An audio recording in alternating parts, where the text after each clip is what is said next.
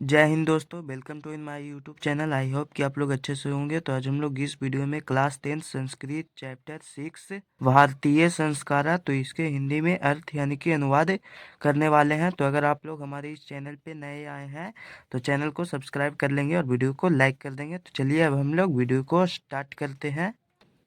इसका अर्थ लिखेंगे कि भारतीय संस्कृति प्राचीन काल से एक विशिष्ट महत्व को धारण किए हुए है। यहाँ जीवन में समय समय पर संस्कारों के अनुष्ठान होते हैं।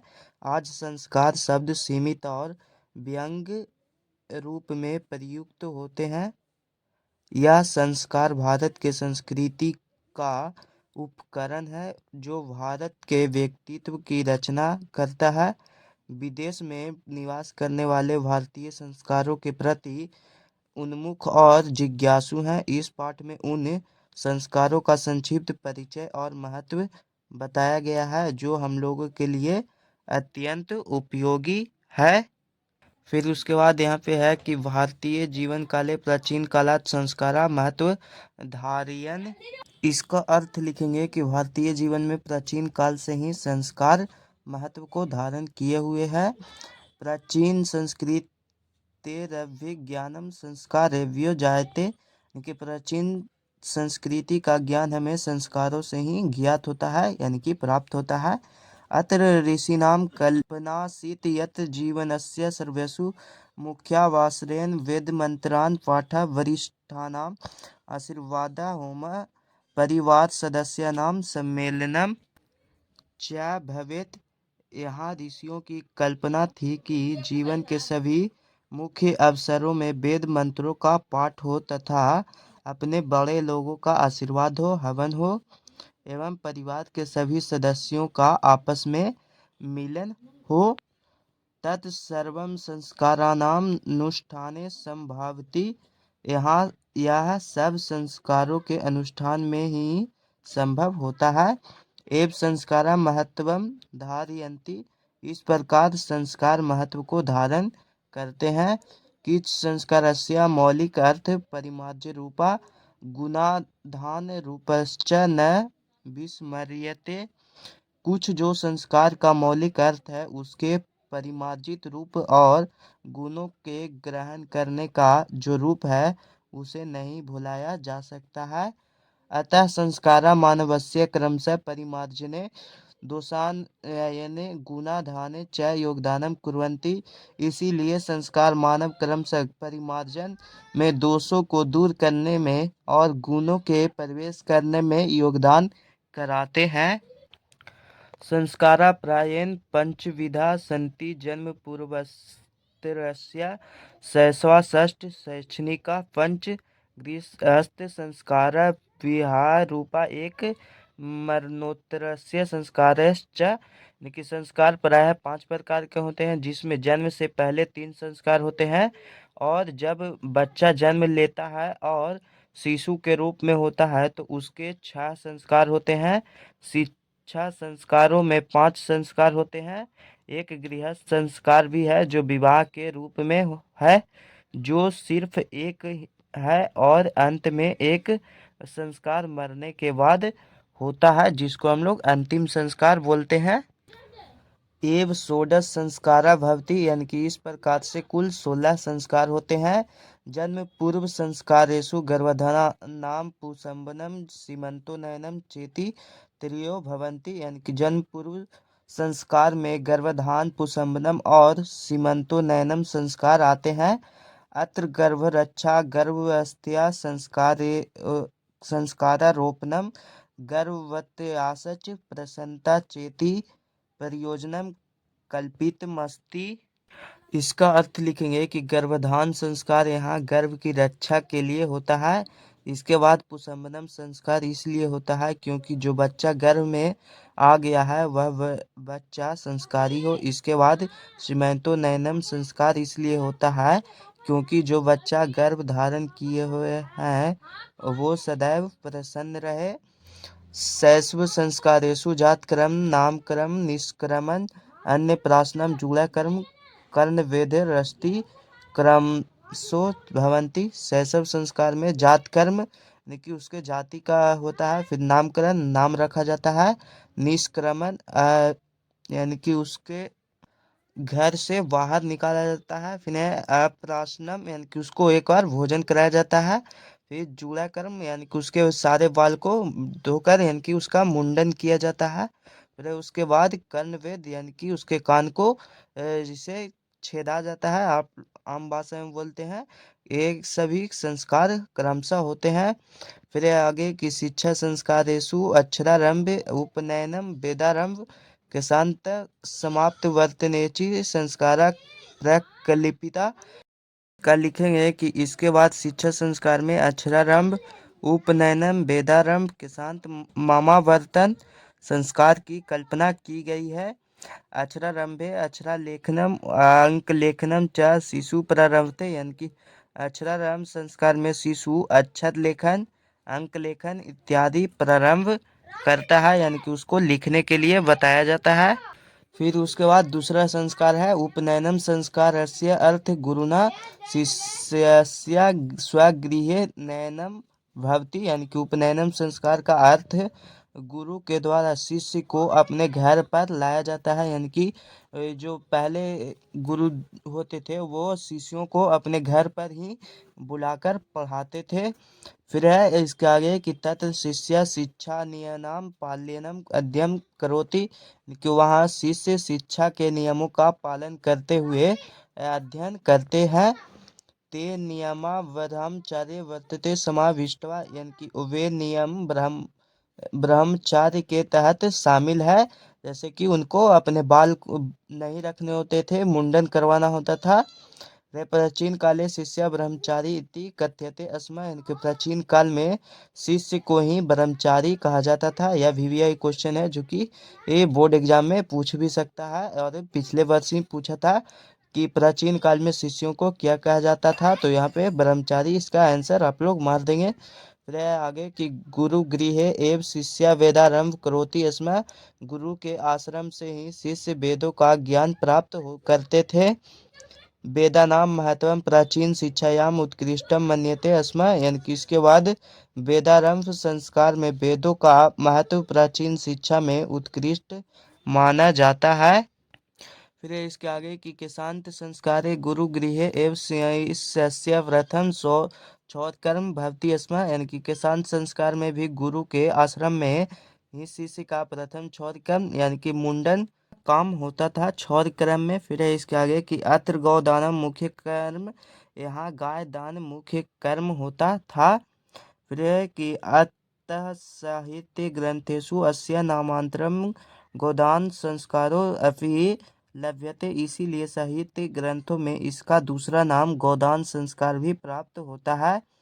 समापवर्तनम संस्कारो उद्देश्यो शिष्य गुरु गृहात गृहस्थो जीवनम प्रवेश, समापवर्तनम संस्कार का उद्देश्य शिष्य के गुरु के आश्रम से ही गृहस्थ जीवन में प्रवेश करना होता है। शिक्षा वासने गुरु शिष्यान उपदिशा गृहम प्रवेशयति, शिक्षा के अंत में गुरु शिष्यों को उपदेशित कर घर भेजते थे। उपदेशु प्रायेण जीवनस्य धर्मा प्रतिपादयन्ते, उपदेशों में मुख्यतः जीवन के धर्मों को प्रतिपादित किया गया है। यथा सत्यम बदम धर्मचर्य स्वाध्यायमान प्रमदा इत्यादि, इनकी जैसे सत्य बोलो, धर्म का आचरण करो, स्व अध्याय में आलस मत करो इत्यादि। विवाह संस्कार पूर्व कमेप मनुष्य वस्तुतो गृहस्थ जीवनम प्रविशति, विवाह संस्कार से ही मनुष्य वास्तव में गृहस्थ जीवन में प्रवेश करता है। यानी कि जिस व्यक्ति का विवाह यानी कि शादी हो जाता है वह व्यक्ति अपने गृहस्थ जीवन में प्रवेश कर जाता है। विवाह पवित्र संस्कार मत यत्र नाना विधानी कर्म कांडानी भवंती, विवाह एक पवित्र संस्कार माना गया है, यहाँ अनेक प्रकार के कर्म कांड होते हैं। तेषु वाग्दानम मांडव निर्माणम वधु गृहे वरपक्षस्य स्वागतम वरवध्यो परस्परम निरीक्षणम कन्यादानम अग्नि स्थापनम पाणिग्रहणम ला होम सप्तपदी सिंदूर दानम इत्यादि। यानी कि उनमें वचन देना, मांडप बनाना, जैसे कि मड़वा पचन होता है, बहू के घर में वर पक्ष का स्वागत, वर वधू परस्पर निरीक्षण, कन्यादान, अग्नि स्थापन, पानी ग्रहण, धान के लावा से किया जाने वाला हवन, पति के साथ पत्नी का 7 बार घूमना और वचन लेना, और इसके बाद सिंदूर दान इत्यादि। जब किसी का विवाह होता है तो उतने सारे कर्म यानी कि क्रियाकलाप होते हैं। सर्वत्र समान रूपेण विवाह संस्कारस्य प्रायेण आयोजनम भवति, सभी जगह समान रूप से विवाह संस्कार का आयोजन होता है, यानी कि सभी जगह विवाह होता है तो वही सारे कर्म होते हैं।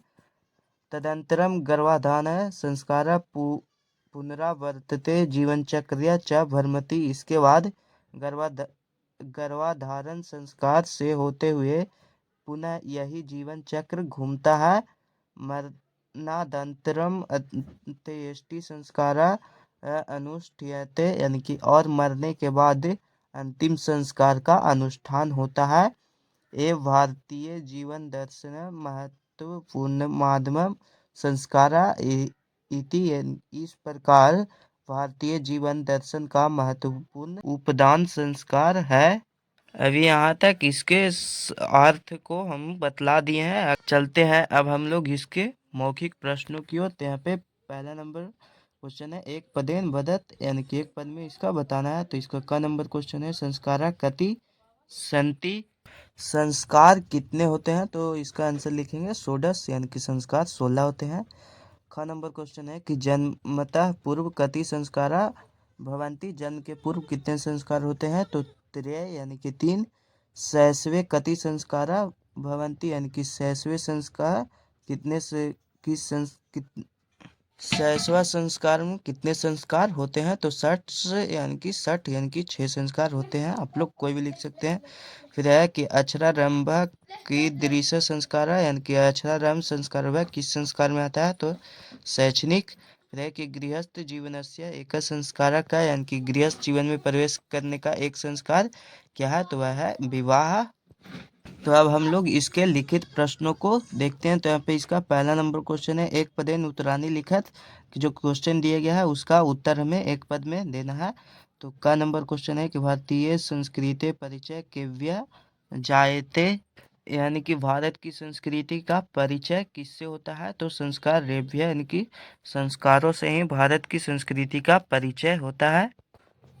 अगला नंबर क्वेश्चन है शैक्षणिक संस्कार कति संति, यानी कि शैक्षणिक संस्कार कितने होते हैं? तो 5 होते हैं। सतपदी क्रिया कस्मन संस्कार विधि यते, यानी कि 7 बार घूमने वाला जो क्रिया होता है वह किस संस्कार के अंतर्गत आता है? तो विवाह संस्कार है। विवाह संस्कार में वर और वधू दोनों 7 फेरा लेते हैं, उसी को यहाँ पे सप्तपदी क्रिया कहा गया है। फिर ये अगला क्वेश्चन कि भारतीय दर्शनम महत्वपूर्णम उपादानम किम, यानी कि भारतीय दर्शन का महत्वपूर्ण उपादान क्या है? तो वह संस्कार है, जिसके कारण ही विदेशों से लोग इसी के कारण ही विदेशों से लोग भारत को देखने के लिए आते हैं कि भारत की संस्कृति और संस्कार कैसा है। फिर अगला क्वेश्चन कि सीमांतो नयनम केशु संस्कारेशु गण्यते, यानी कि सीमांतो नयनम जो संस्कार है वह किस संस्कार के अंतर्गत आता है? तो वह जन्म पूर्व संस्कार के अंतर्गत आता है। फिर अगला क्वेश्चन कि अन्नप्राशनम केशु संस्कारेशु गण्यते, अन्नप्राशनम संस्कार है वह किस संस्कार के अंतर्गत होता है? तो वह शैशवा संस्कारेशु। फिर है अगला क्वेश्चन कि गुरु गृहे शिष्य कान पालयन अध्ययन करोति, गुरु यानी कि गुरु के घर में शिष्य किस कार्य को गुरु के घर में शिष्य किसको अध्ययन करने के लिए जाते हैं? तो शिक्षा नियानम, यानी कि शिक्षा अध्ययन करने के लिए शिष्य होते हैं थे, जो कि गुरु के गृह में जाकर ही वहाँ शिक्षा अध्ययन करते थे। अब इसका दूसरा नंबर क्वेश्चन है पूर्ण वाक्य उत्तरानि लिखत, यानी कि पूर्ण वाक्य में उत्तर लिखना है। तो इसका क नंबर क्वेश्चन है संस्कारा मानवस्य कुत्र कुत्र योगदानम कुर्वन्ति, यानी कि संस्कार है जो मानव को क्या क्या योगदान करवाता है। इसका आंसर लिखेंगे कि संस्कारा मानवस्य परिमार्जने दोषापनयने गुणाधाने च योगदानम कुर्वन्ति, यानी कि संस्कार है जो मानव के परिमार्ज दोषों को दूर कर उसके अंदर गुणों और योगदानों का रूपांतरित, यानी कि उन मनुष्यों को योगदान और गुणों का ज्ञान देता है। अगला नंबर क्वेश्चन है शैक्षणिक संस्कारेषु के संस्कारा प्रकल्पिता, यानी कि शैक्षणिक संस्कार में कौन कौन सा संस्कार आता है। तो शैक्षणिक संस्कारेषु अक्षरारंभ उपनयनम वेदारंभ केशांत समापवर्तनम संस्कारा प्रकल्पिता, कि शैक्षणिक संस्कार में अक्षरारंभ उपनयनम वेदारंभ केशांत और समापवर्तनम संस्कार आते हैं। फिर अगला क्वेश्चन है कि शैशव संस्कारेषु के संस्कारा संपन्नते, यानी कि शैशव संस्कार में कौन कौन से संस्कार संपन्न होते हैं। तो शैशव संस्कारेषु जात कर्म नामकर्म निष्क्रमण अन्नप्राशनम जूड़ा कर्म कर्णवेद संस्कारा संपद्यते, कि शैशव संस्कार में जात कर्म नाम कर्म ये सभी संस्कारें संपन्न होते हैं। फिर अगला क्वेश्चन कि विवाह संस्कारे कानि मुख्यानि कार्यानि भवन्ति, यानी कि विवाह संस्कार में कौन कौन से मुख्य कार्य संपन्न होते हैं। तो विवाह संस्कारे वाग्दानम मांडव निर्माणम वधु गृहे वरपाच स्वागतम कन्यादानम सप्तपदी सिंदूरदानम मुख्यानि कार्यानि भवन्ति, कि विवाह संस्कार में वाग्दान होता है, मड़वा का निर्माण होता है, वधु गृह यानी कि बारात आता है उसको बोलते हैं कि स्वागत किया जाता है, कन्यादान, फिर यहाँ पे सप्तपदी यानी कि फेरा जो लिया जाता है, और सिंदूरदानम सिंदूर को दिया जाता है। सभी मुख्य कार्य होते हैं विवाह संस्कार में। फिर अगला क्वेश्चन कि अंत्येष्टि संस्कार कदा संपादते, यानी कि अंतिम संस्कार कब संपन्न होता है। तो अंत्येष्टि संस्कार मरणादंतरम संपादते, यानी कि अंतिम संस्कार होता है वह मरने के बाद संपन्न होता है। फिर यहाँ पे अगला क्वेश्चन कि पुष्पम संस्कार कदा क्रियते, यानी कि पुष्पम संस्कार कब किया जाता है। तो पुष्पम संस्कार जन्म पूर्व क्रियते, पुष्पम संस्कार है जो कि जन्म के पहले किया जाता है। फिर अगला क्वेश्चन कि पूरा शिष्य वेदारंभ कुत्र करोति स्म, यानी कि पूरे शिष्य जो होते हैं वेदों का ज्ञान कहाँ करते हैं। तो पूरा शिष्य वेदारंभ गुरु गृह एव करोति स्म, यानी कि पूरा शिष्य जो होते हैं वह वेदों का ज्ञान गुरु के गृह यानी कि गुरु के घर में ही ग्रहण करते हैं।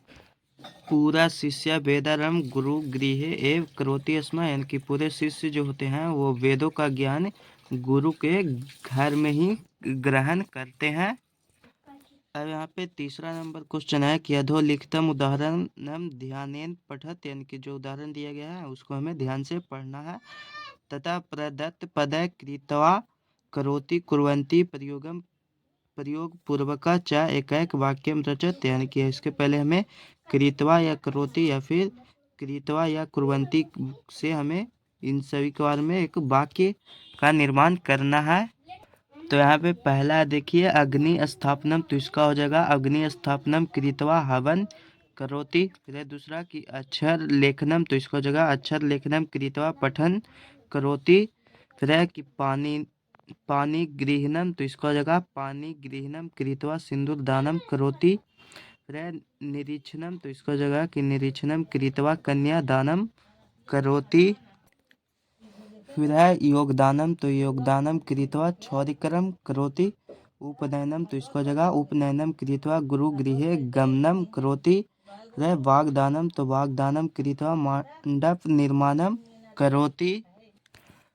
4 नंबर क्वेश्चन है अधोलिखित स्तंभ द्वे प्रदत्त पदानाम समुचित विलोम पदय सम्मेलनम कृत्वा लिखत। स्तंभ का और स्तंभ का जो दिया गया है उन दोनों को हमें सही सही मिलान करना है।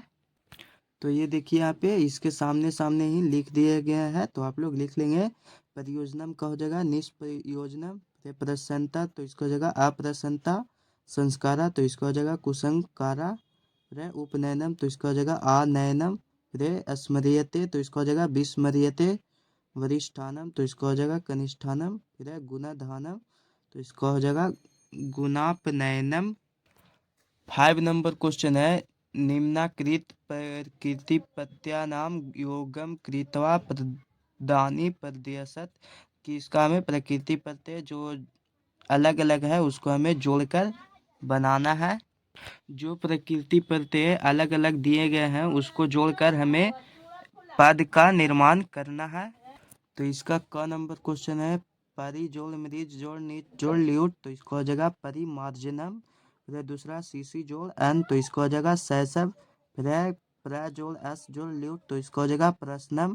फिर लिख जोड़ ल्यूट, तो इसको हो जाएगा लेखनम। फिर क्रम जोड़ स्वित, तो इसको हो जाएगा क्रमन। तो यहाँ पे और क्वेश्चन सॉल्व हो चुके हैं। अभी तक आप लोग इसके हिंदी में अनुवाद यानी कि अर्थ नहीं देखे हैं तो उसका लिंक डिस्क्रिप्शन बॉक्स में दे दिया गया है। और इसके अगले चैप्टर 7 नीति श्लोका उसका भी हिंदी में अर्थ नहीं देखे हैं तो उसका भी लिंक डिस्क्रिप्शन बॉक्स में दे दिया गया है। आप सबका अपना YouTube channel online study classes, धन्यवाद।